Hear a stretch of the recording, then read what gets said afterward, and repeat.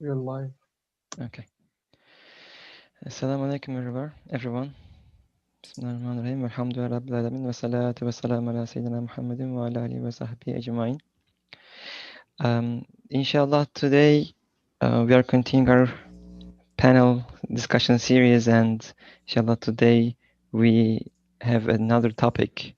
I am particularly excited about this topic, worship, why we need it, because it is something that really ties the topics around Iman, around belief, together into an actionable item. So, in that sense, inshallah, it is something that we need to speak about. So, again, as the subject implies, the today's topic is about worship, and of course, it's not going to be around if you know about Risale NUR and how it approaches things. It's not about the mechanics or how we do worship. It is more about why we do the worship. So, in that sense, inshallah, we'll speak about why does belief, iman, necessitate worship, and also, if time permits, we'll go into how human social life also necessitate worship. So these are interesting topics that is connected to why we need worship. And as I said, I'm not as good in giving lengthy introductions as Brother Baikar is, but in that sense, inshallah, I'll try to give some small introduction because I'll be replacing him for this week. He had to attend another call, but we have valuable uh, panelists today.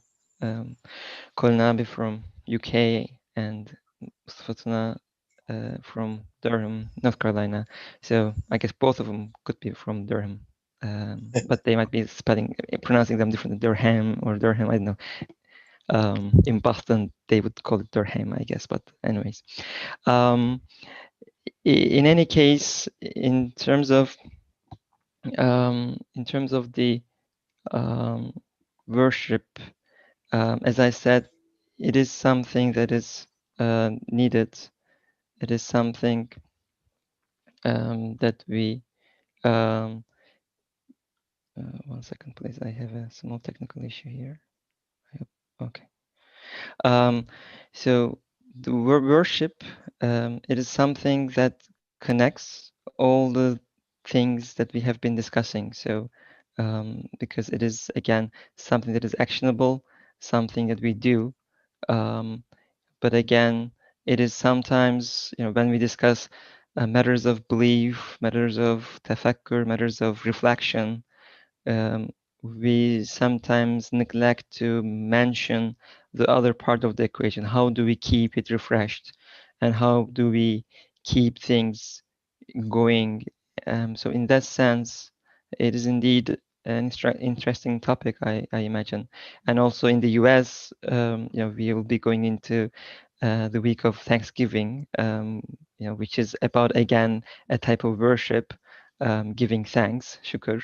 So in that sense, I think it's also timely for our attendees from the US. So we will discuss this week a few some parts from the tafsir, Saleh Nur, and specifically the tafsir of Surah Baqarah verses 21-22. This is from the book Asharatul Ijaz, Signs of Miraculousness. So inshallah, there is a portion there because this verse is about also worship, and inshallah, we will try to discuss how these and we will try to discuss this text and how we answer those two questions that we posed in the beginning. So Bismillah ar-Rahman ar-Rahim. يا أيها الناس اعبدوا ربكم الذي خلقكم والذين من قبلكم لعلكم تتقون الذي جعل لكم الأرض فراشا والسماء بناء وأنزل من السماء ماء فأخرج به من الثمرات رزقا لكم فلا تجعلوا لله أندادا وأنتم تعلمون. So this is the Arabic. the original of the verse, and the meaning is, O you people, worship your Lord and Sustainer, who has created you and those who lived before you, so that you might remain conscious of him, who has made the earth a resting place for you and the sky a canopy, and has sent down water from the sky, and thereby brought forth fruits for your sustenance. Then set not up rivals to Allah when you know the truth. And inshallah, I'll try to also read the first part after this, and then I'll go back and inshallah take um, take comments. Introduction. You should know that it is worship that instills tenets of belief in the believers, making them a very part of their character. For if matters pertaining to the conscience and reason, the belief matters that are pertaining to the conscience and reason, are not nurtured and strengthened by worship, which consists of carrying out Allah's commands and abstaining from His prohibitions, they remain ineffectual and weak. The present state of the Islamic world testifies to this.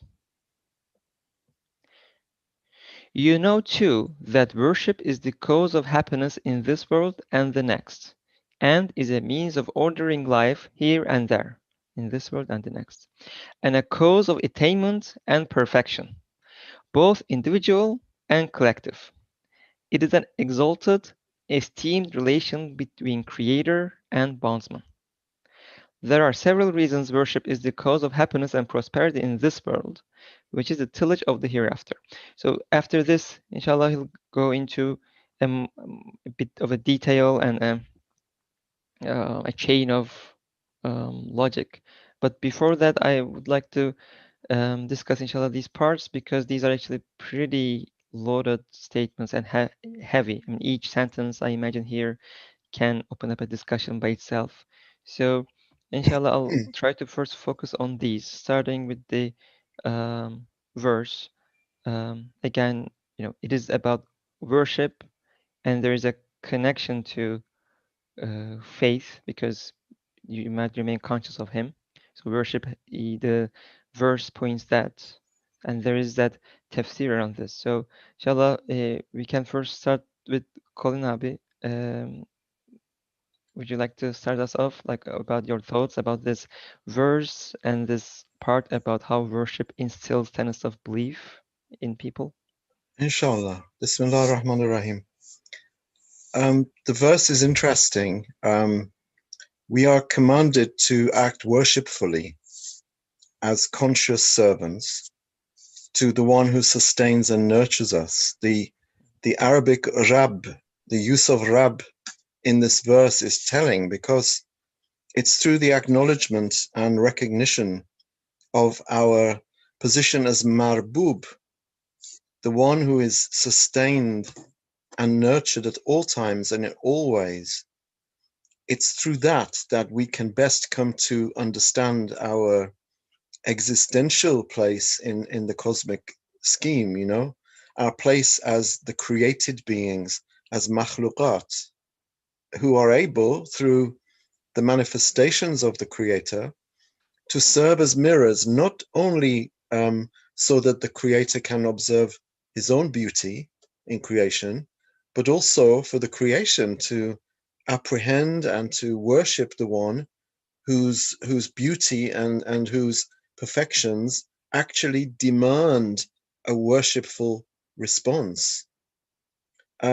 This may sound rather convoluted and oblique, but in short, what I'm saying, I think, is that one who is deserving of love, of adoration, of glorification, of exaltation, of worshipfulness and conscious servitude, one who is deserving of all of these things must, by default, be in a relationship with creatures who are able to do all of these things, glorify, exalt, worship, and serve consciously and through their own volition. Because it's only conscious worship that can complete the circle. so to speak.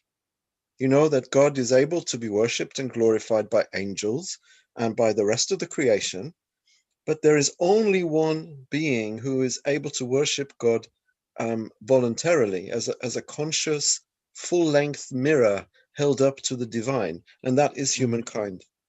Yeah. So this was the reason for the creation of Adam, alayhi salam, which means by extension the creation of you and me. So God is in and of himself a nurturer and a sustainer. And since this is the case, not only must there be creatures who are nurtured and sustained, but there must also be creatures to apprehend this, to understand this intellectually and emotionally, and then to respond to it with conscious love, conscious servitude, and conscious worship. So, yeah, indeed. I mean, if I were to summarize your remarks, then maybe we have these angels, for example, who are conscious, but they are not able to experience all the different, sustenance or that aspects of the rububiyyah, of the lordship of God. So they are conscious, but their worship is not full. At the other hand, they're like animals who are being sustained, but they're not really conscious of their worship. So it's almost like human being is that connecting line that connects this with the both being conscious and also being sustained and experiencing all these bounties in a level that is higher than an angel would. Can we like summarize it like that maybe? Or like, is it a way to say that as well? No, I think you're right. We're told to be servants, we're told to accept conscious servitude so that we can achieve God awareness, God consciousness. And such a state can only come about through our comprehending the nature of servitude, the fact that we are makhluk, marbub, faqir, ajiz, and so on. Servitude, being a servant, doesn't only mean carrying out acts. Firstly and foremostly, as I think that you are saying, it means cultivating in yourself an attitude of conscious civility. It means being aware of our place in the cosmic scheme. As you said, the angels are aware, but they're not aware that they're aware. Our job is to be aware that we are aware, and to nurture to cultivate this sense of conscious servitude, being aware of our place, and particularly aware of our position vis-a-vis the Creator. This is a relationship. It's a relationship between Khaliq and Makhluk, between Rab and Marbub, between the one who is Ghani and we who are Faqir, and so on. So understanding the dynamics of that relationship and what that relationship requires, I think, is the larger part of servitude, and understanding what it means to be a servant is itself servitude. That is the core meaning of worship, as far as I understand it. Otherwise, God doesn't need servitude in the way that an earthly king needs slaves or servants. And I think we go wrong when we imagine the servility of slaves to be the kind of servitude implied by the words abd and ibadah. God doesn't need to be served in that way. Yeah, yeah, indeed, fine point there. Jazakallah. Um, Mustafa abi, would you like to add to this or also? Yeah, sure. I mean, not to add, but to perhaps try to maybe paraphrase. I was trying to think of an example that could perhaps clarify this, and I hope it doesn't make it more confusing. But we could think of, let's say, a balloon filled with what's that gas that's lighter? What halogen, right? Helium. Helium. Okay, yeah, a balloon. Sorry, a balloon filled with helium, right? And let's say the goal is to rise in the atmosphere, right? So think of a balloon filled with helium, and you let it go, and it will rise, right? And now think of an airplane that has the ability to rise or descend, right? So angels are like helium balloons. They are created to rise, i.e., worship God, and therefore they are rising. There is no option of going down, right? There is no choice in the process. Human beings, on the other hand, are like airplanes. They can go up or down, and they need to make the choice of going up or down. And that's perhaps an explanation of the consciousness that we are, well, not an explanation, but a consequence of the consciousness that we are talking about here. The worship of the human being is a conscious choice to worship God.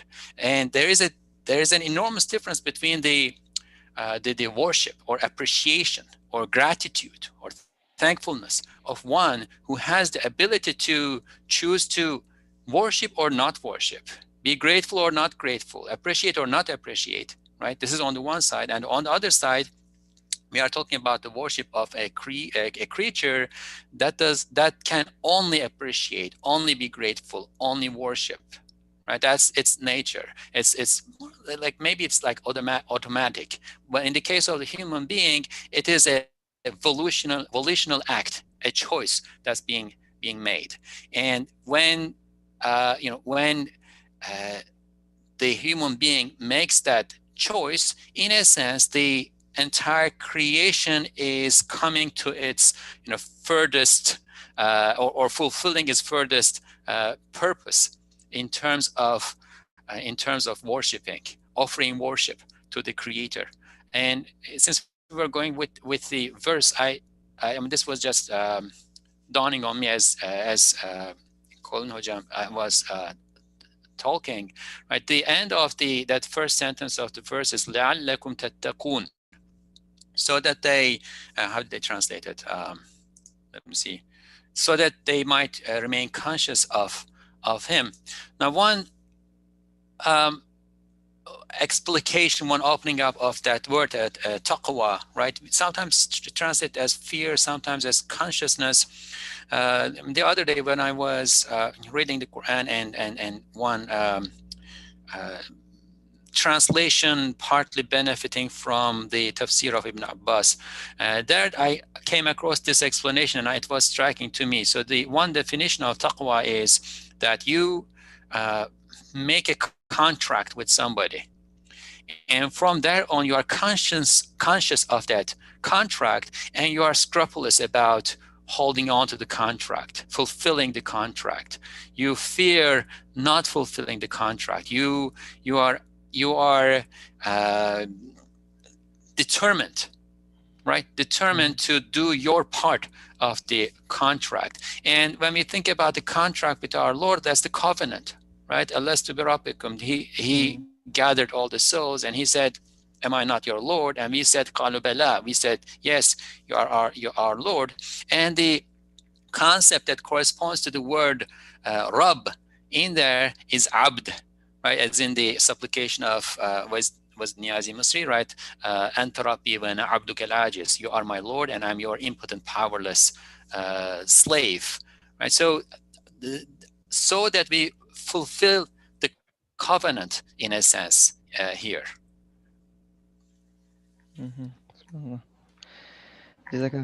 Really, these are great points, and understanding worship and humans' place, I guess, in the universe and the consciousness is really, they are the key points indeed. If we move towards more like how belief and worship can be connected together in the context of this text, because here it says, you should know that it is worship that instills the tenets of belief in the believers, making them a very part of their character. And then there's an explanation for if matters pertaining to the conscience and reason, again, belief being mainly at conscience and reason, if they are not nurtured and strengthened by worship, which consists of carrying out Allah's commands and abstaining from His prohibitions, they remain ineffectual and weak. And then there's actually an analysis here about the present state of the Islamic world testifies to this. So there, I mean, what I feel here is but like a cycle of one enforcing the other and the other enforcing the latter. So how should we understand this part and this cycle of enforcement of belief and worship? Kolnabi, any comments that you would like to? Yeah, but before I actually talk about, these matters which pertain to conscience and reason, which Ustad says that if we don't nurture them, we'll always remain weak and ineffectual. I think we need to be quite sure that, you know, when we're talking about servitude, God doesn't need our servitude. Indeed. And we are the ones who need it. We are the ones who have to understand the dynamics of the creator-created relationship in order for us to locate ourselves in the cosmic scheme and to understand why we've been created and by whom. You know, to think that God needs our ibadah or ubudiyah is a bit like thinking that when the doctor at the GP surgery asks us to take a certain medicine, it's because he needs it, you know. You know, doctor, why are you insisting that I take this medication? Is there some reason that, you know, you need me to take them? You know, to ask such a question is absurd. Worshipfulness is necessary because without it, we can't make sense of who we are. You know, we can't make sense of where we are, why we are who we are, and why we are where we are. And there's a lot of W's in there, but I think you get the point. To actually locate ourselves within the cosmic scheme, worshipfulness is necessary. Now, the text says that if we don't nurture these matters, which are matters of conscience and reason, we will always remain weak and ineffectual. And the reason for that is because we won't be able to locate our position in the cosmos and understand it. And when worship is used here, I don't think that Ustad Nursi means only the commonly accepted acts of worship. You know, when he uses the word worship, I doubt very much that he's talking about prayer, fasting, and the other external expressions of worship. And I say this because Ustad Nursi is a very holistic thinker. And when he talks about worship, I think that he's also talking about the sense of ubudiyah, which is supposed to underpin all of the practical rites and rituals of faith, such as prayer and fasting. And as for the present state of the Muslim world, which hasn't improved since his day, I hasten to add, it's not the way it is because people don't pray and fast. You know, the present woeful state of the Muslim world is down to the fact that our minds are colonized and our faith has been secularized. And this is quite clear. And this is what Ustad was scared of in the early days of the Turkish Republic. Our minds have been colonized by modernity, and our faith has been secularized as part of that colonization. We've been deceived into thinking that we are the followers of a religion that's mostly personal and private, you know, with one compartment for acts of worship and another compartment for worldly matters. And this demarcation of life into something which comprises acts of worship on the one hand and worldly matters on the other hand, this is a travesty. This is a caricature, actually, something that is fed by us, fed to us by our enemies in order to take the teeth and the claws from our faith. Ustad says that worship, or rather worshipfulness, is the cause of happiness in this world and the next. And he is talking about this underlying sense of ubudiyah, which means knowing our place in the cosmos and knowing our relationship with as marbub, with our Rab. Yeah, indeed. It's indeed a very fine point there to understanding worship, right? If it's not really the mechanics, what you're saying, I guess, is understanding the meaning of worship, why we do it, and I guess, yeah, that's that cycle. I guess you need to start somewhere, but I guess starting on the belief side is really important. And I guess another thing that I remember is like, and you can correct me, one of the tafsir, probably Ibn Abbas, when it's like the jinn and men are created for worship. إنما خلقت الإنس والجن إلا ليعبدون. In the tafsir of that, I guess it's mentioned that knowing God is also meant with that that worship إلا ليعبدون. But maybe Mustafa, we can fix my poor skills there, or Astaghfirullah. add to this discussion here? Yeah, astaghfirullah. I mean, yes, the point there is to know, and also we also says whoever knows oneself knows his Lord, right? So that what you were saying is related from Ibn Abbas, and he says that that word illa liya'budun, so that they worship him, should be or can be understood as so that they know him, and knowing and worshiping in that sense are joined together, because one cannot worship a Lord that one does not know. Like, who are you worshiping? If you don't know who you are worshiping, what's the point of worshiping? And I also wanted to add to Kolin Hocam's comments, because this section that we are looking at is taken in the, as you mentioned, Isharatul Ijaz, in the section that Ustad Nursi talks about worship or ibadah, right? The word worship does not fully convey the meaning of ibadah, but we have to use it because that's the word that we have in English. The section that is not in this presentation, but that follows this presentation, immediately starts talking about the universal order in the creation, right? And it says the point of worship is to turn mind's attention to the all-wise, artful maker, a creator, and the point of turning attention to the all-wise, artful maker is to result in submission, right? And submission and obedience brings the slave under perfect universal order. And the perfect universal order relates to the wisdom that is in effect in the entire creation. And the word wisdom there we understand as, or we can understand as, everything in the creation as we observe it, right? Serving a purpose and serving one another, everything being connected to one another, right? What people call or what the naturalists have called mistakenly as natural laws, right? So there are laws that when combined together amount to a universal order.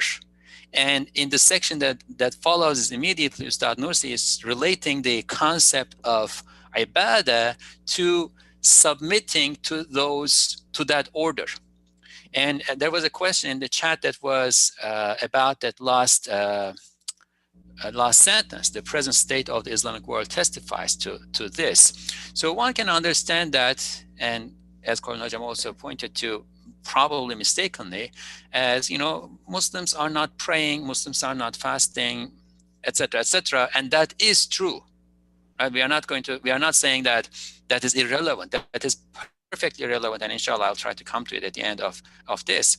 Like at some point I had read this study that in Saudi Arabia apparently 16% of the people say that they pray 5 times a day, and this is just, it happened to be about Saudi Arabia. I don't think that the picture would be significantly better if you looked at the rest of the Muslim world. So that is one aspect of this. But when Ustad Nursi is saying here, the present state of the Islamic world testifies to this, I don't think that was the first thing that he had in mind, but rather, you know, following the laws of that universal order enables you to, you know, build steamships and, I don't know, in the industry, and improve your economy and organize your society in a better way, so that the people living in that society are happier and more peaceful, etc., etc. All of these things go into it, right? The perhaps nuance that we still need to maintain is that we cannot say that I'm following the universal order, which is the accumulation or aggregation of the laws that my Lord has created, and therefore when I follow the laws in the creation, I'm obeying my Lord, yet I am not praying. We cannot say that, because explicitly he also said, pray, right? That is in a sense, the symbol, the signifier of our obedience. And again, another concept that will follow these sections here is that the spirit of worship is ikhlas, sincerity, and the meaning of sincerity, Ustad Nursi says, there is that one worships because one is commanded. Right? So we are commanded to follow the universal order, but we are also commanded to pray. And however, we cannot pray and not follow the universal order and expect to attain happiness in this world and the hereafter either. Right? They all go. They're all part of a complete whole. Right? That we need that holistic approach here. Indeed.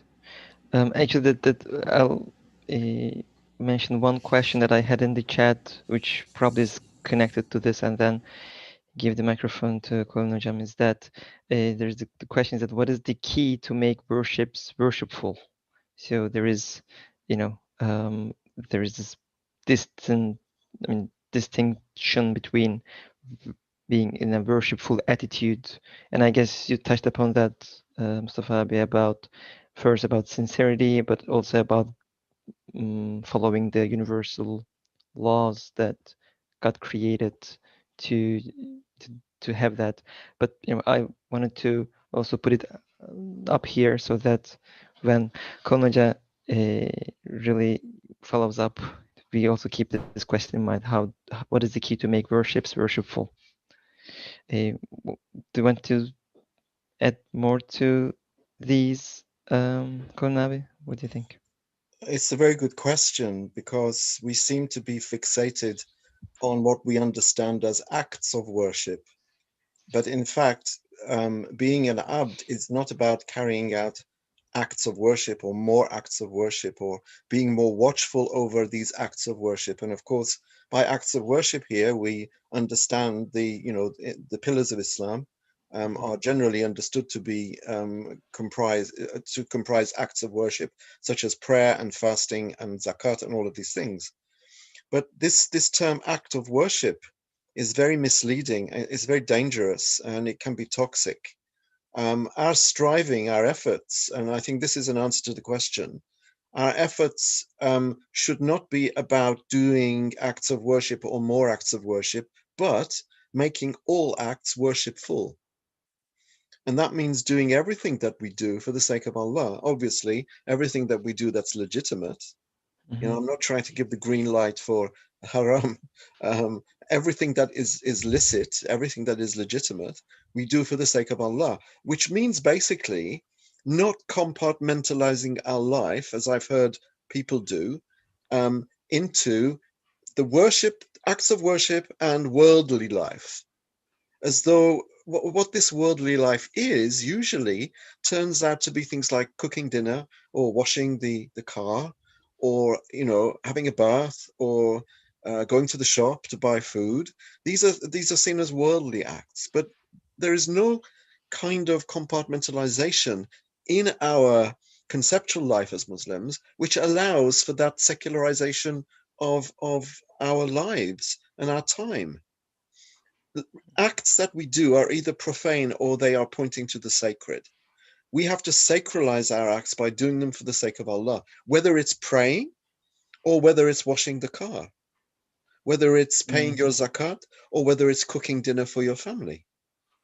All of these can be made worshipful, firstly, by seeing God in those acts. In other words, by appreciating the divine names which you encounter when you are engaged in those acts, and also doing those acts in His name for the sake of Allah and not for the sake of your own base desires. So I think that is addressing that question. How do we make acts more worshipful?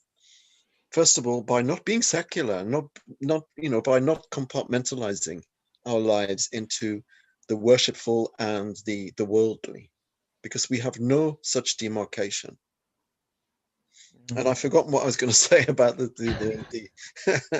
the question seemed to sort of expand in my head.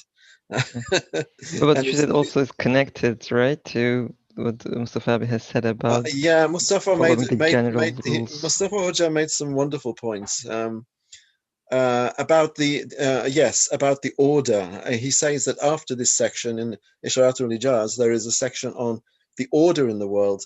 Mm-hmm. You know, when you buy a new computer, it comes with a factory setting, which then you may want to modify according to your own, needs. The universe comes with a setting, a default setting, and that default setting is submission.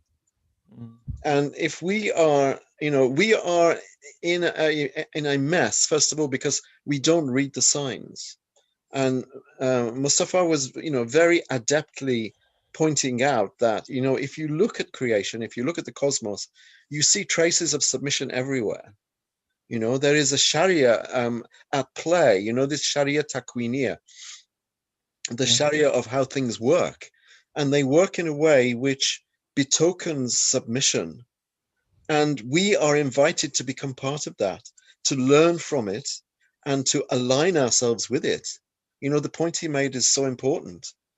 We have to align with it because we are the only being that can opt out. We are the only being that can say, I don't want any part of this. I don't want to submit. I don't want to look holistically. I want to be, myself and independently and do my own thing and operate according to my own criteria. We can't do this as abd. Abd is a contract, as Mustafa Hoja said about taqwa. It's a contract. It's acknowledgement of a relationship that is there, whether you like it or not. We have this Rab Marbub Khaliq Makhluq relationship. And instead of being passive spectators and allowing the world to go by without engaging, we have to engage proactively in this, universe, which is set at submission by default. Indeed. Yeah, exactly. Great points. And we can probably transition over here, but we also have a question, and I don't want to miss these questions because it is connected to whatever we have been seeing, like the essence of worship and how we should understand worship. And the question is about, because like there could be certain, ideas about this too. The question is about if consistency and quality is more effective than the quantity in terms of worship. And I guess there are certain also traditions about consistency of the worship. But if we want to comment about this also in terms of the worshipful attitude and I guess transforming all our daily actions into worship, how should we understand this consistency, quality, quantity issue around worship? So Fab, maybe I'll first let you speak on that, and then of course we can another comments you would like to add. Yeah, I'll try. I probably need to contemplate the matter a bit myself, but this is what comes to my heart, so I'll just pass it on. When we die, and we will all die, and face our Lord, and then inshallah we pass the test and go to Jannah, right? The key matter that we will be preoccupied will not be how many times we need to wash our mouth while taking wudu, or how many times we say Subhana Rabbiyal A'la when we are in ruku', right? These and I need to put the caveat from the get-go that I'm not in any sense trying to belittle any of this. They are very important. They are essential, right? But there is something more essential, that these are essential because they serve something that's more essential, right? And that is what Kol Nojam is talking about, I think, that attainment of that worshipfulness, right?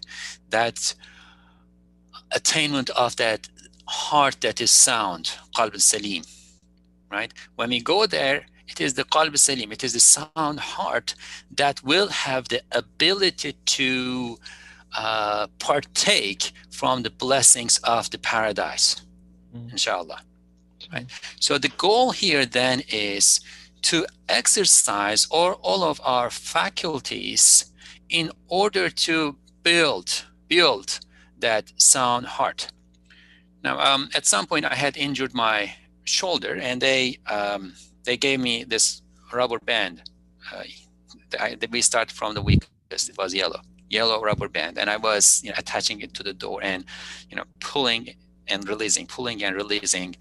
I don't know, like 15 times, and then stopping and doing another rep.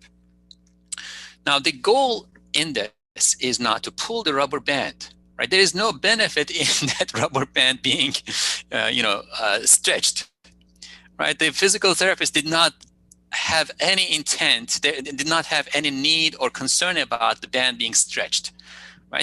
She could, or was it he or she? I don't remember now. Could have put that band in a machine that could keep stretching it too, right? Now, the point here is for me, like getting that band in my hand and stretching a few times every day is for me to build those muscles. And then the point of building the muscles is not an end in itself either. The point of building the muscles is that so that I can, go about my life. I don't know, like put the plate on the shelf, which at some point I wasn't able to do because of that shoulder injury, and also have a shoulder, a setup of muscles and bones and tissue, etc., in my shoulder, so that it does not keep getting injured. It has its own reflexes and protections against harmful activity, right? So we can think of the heart as a similar muscle, right? The point of getting up in the morning before sunrise, taking wudu and praying, right? First of all, we do it because we are commanded, right? But what we are commanded is to be a slave, ultimately, to attain that state of worshipfulness, and it is the heart that's going to attain it. So then the goal here is to make sure that what we do when we get up and pray 2 rak'ahs in the morning at sunrise, that it affects our heart and builds our heart, metaphysical heart muscles, so that those muscles are able to go about this world while remaining with the Lord. And when we move on to the next world, they are able to do whatever they will be doing there in the paradise in terms of partaking the blessings of the paradise and appreciating the Lord in that perfect setting, inshallah. So how does this relate to the question of amount, quantity, quality, consistency, etc.? Now, I'm a historian. I sit in front of the computer for days on end without moving and typing and doing the same motion, and that's why I got that shoulder injury, right? If I exercise my shoulder every day on a consistent basis, as much as it is due, and then move on doing other things, I won't injure my shoulder. I injured it because I was not doing that, right? So the point then of, for instance, the prayer, or one of the points, now I shouldn't be saying point, I should be saying wisdom, right? Because there are many points, many rationales, and then there is this ultimate rationale that God knows, and we can only surmise about it, right? The wisdom, one of the wisdoms in this is for us to exercise, and we need to do that on a regular basis, otherwise we lose touch, right? And in terms of the quality, since the wisdom, the essence of this thing is about building that relationship with the Lord, that we need to focus on, right? We need not be that imaginary machine that can keep stretching the rubber band, but be human beings that have heart muscles that need to benefit from the exercise that's going on. Indeed.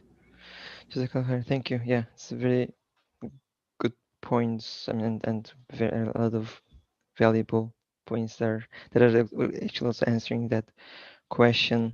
And actually, there was another question from a related question from another audience, and I'll read through this, and then I'll give the microphone to Colin Nabi. So, and it is actually also talks to somewhat of the, the state of the Muslim world, where we are taught that, what we learn, and then I'll just read what our listener types here.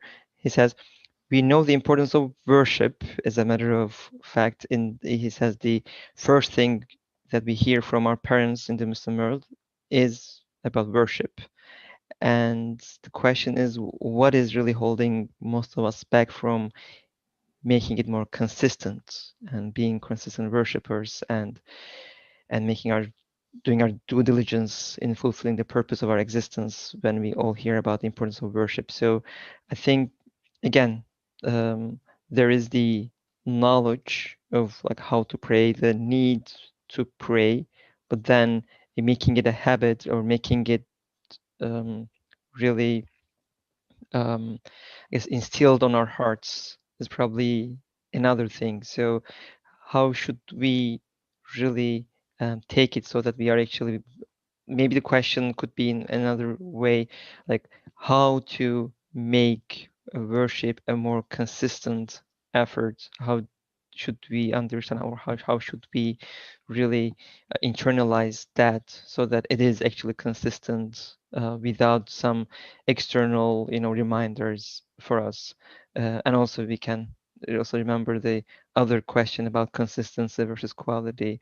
So with all these questions and this, actually it also relates to this text with it is being an exalted, esteemed relation between creator and bondsman. Kolnabi, would you like to comment a little bit on this? Well, you mentioned that we are, since we are very small, our parents or our guardians inculcate in us the need to worship or the importance of worship, Yeah. and they drum that into us, and we can recite in our sleep, their warnings to us and their words of advice to us about worship. Yeah. But I think that 9 times out of 10, this inculcation of the importance of worship is looking at worship as a shell. It's looking at the shell of worship rather than the fruit inside the shell, the fruit inside the skin. Um, I'm going to have problems now. Whenever I see Mustafa Hoja, I'm going to be thinking about his yellow elastic band. If you put that elastic band onto some kind of machine and let the elastic band be pulled 30 times, that is about as significant as the prayers of most of us as Muslims, unfortunately, because we have the words and we try very hard to say ad-daleen with the right pronunciation, and we are very mindful of where we put our hands and how many times we wash our mouth when we're taking wudu, but we have no idea what we're saying a lot of the time. And we are fixated on numericals. I have to say that 33 times. I only said it 32 times. I'm going to go to hell now. I'm exaggerating. This is hyperbole, but I think it brings into focus the fact that we are very externalistic in our understanding of worship. Unfortunately, we think of worship almost solely in terms of this objectification of religion into things that we can see. There's a famous saying about British justice. They say British justice has to be seen to be done. Well, with us, worship has to be seen to be done, because if you don't see it, how can you know that we are Muslim? Even if we don't pray, how would you know that we're Muslim? Oh, I know that he's Muslim because he goes to the mosque. Doesn't mean anything. Bowing and prostrating and standing and all of these things, these are the shell. This is the shell of worship. These are the forms that we've been asked to do. And again, like Mustafa, I'm not belittling this. I'm not demeaning it. These are extremely important. If we knew how important the movements are, then we would see them very, very differently. But unfortunately, We don't even have a harfi and a ma'naya harfi understanding of the movements. We see them just as movements. So we treat worship as something which is, objectified, it's concretized, it's externalized, and it is hollowed out with no heart, unfortunately. This is our problem.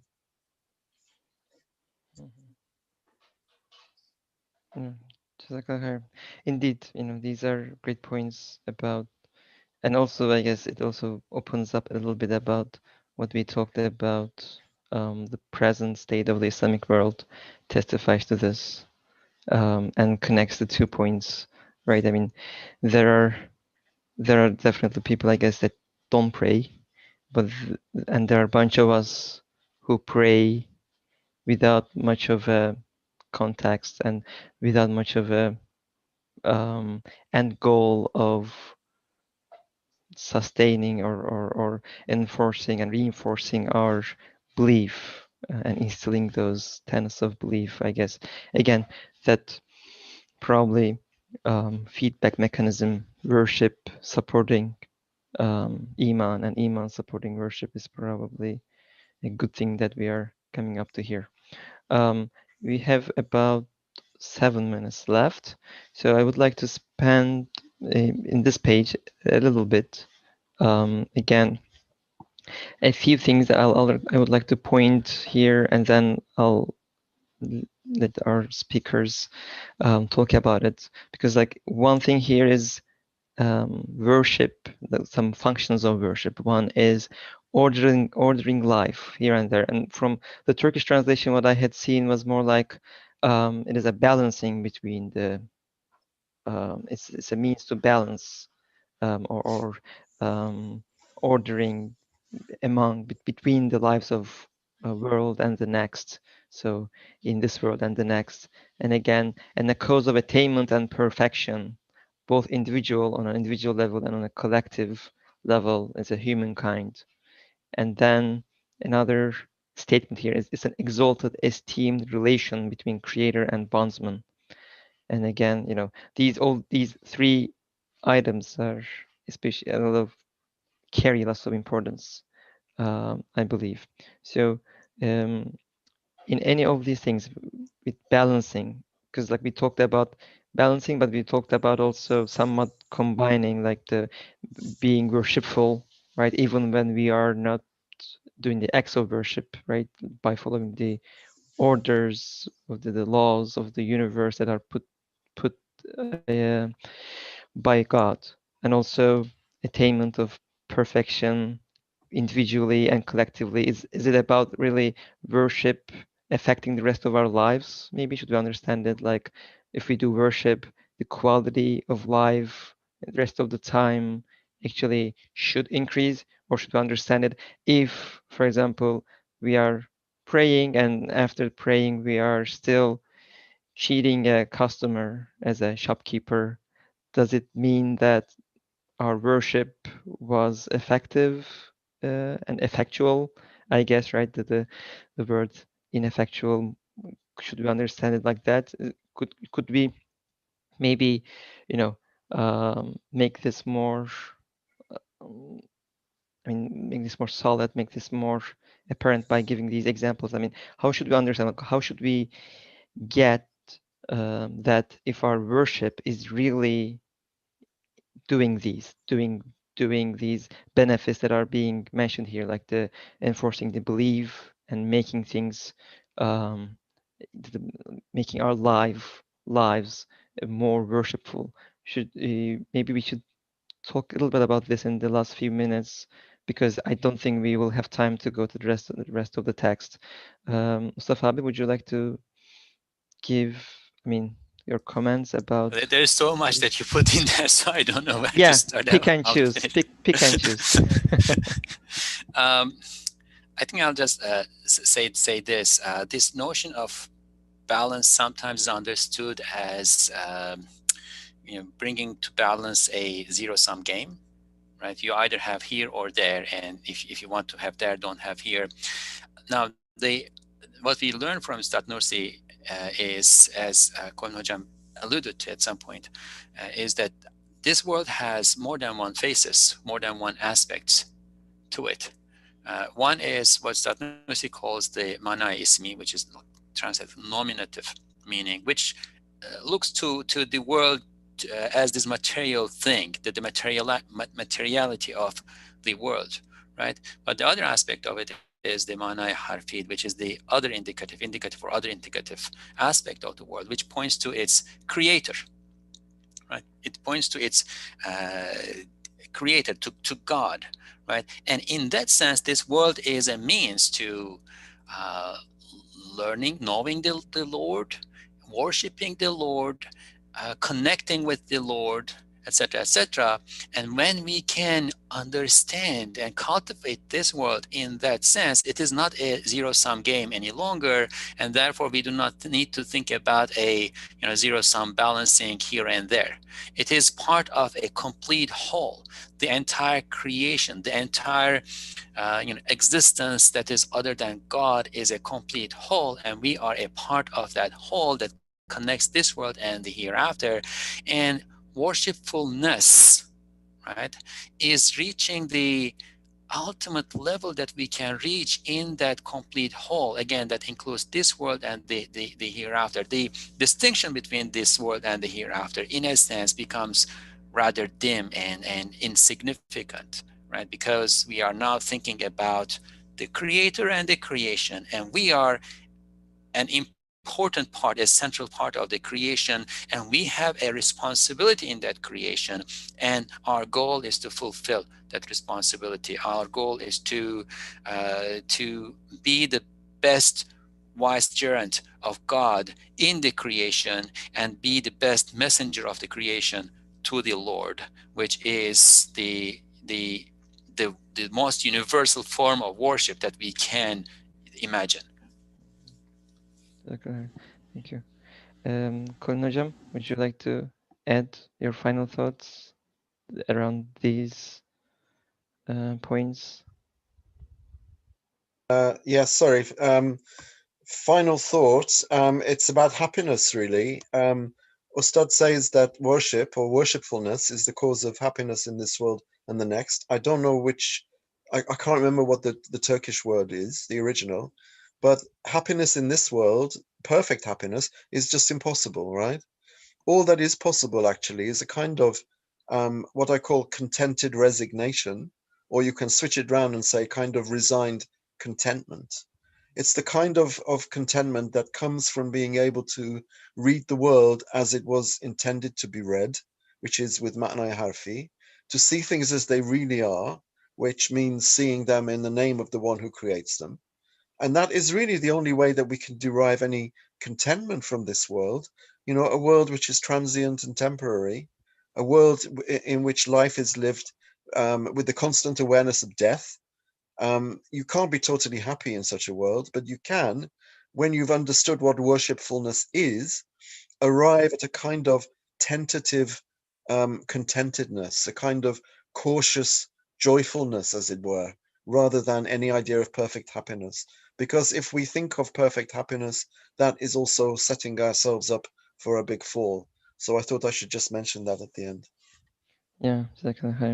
And yeah, it's probably a deep topic itself, like how different is happiness than contentedness. So yeah, they might be the same thing for many people, for this world at least. But yeah, Jazakallah khair. Thank you. We are practically out of time. Mustafa abi, would you like to end with a dua unless you have something else to add? No, I would like to defer to Colin Hojam for that. Okay, the dua or the... The dua, yeah. Oh, okay. Go ahead, Colin Hocam. You have been given the honor. Would you like to... Sorry, I was away for a second from.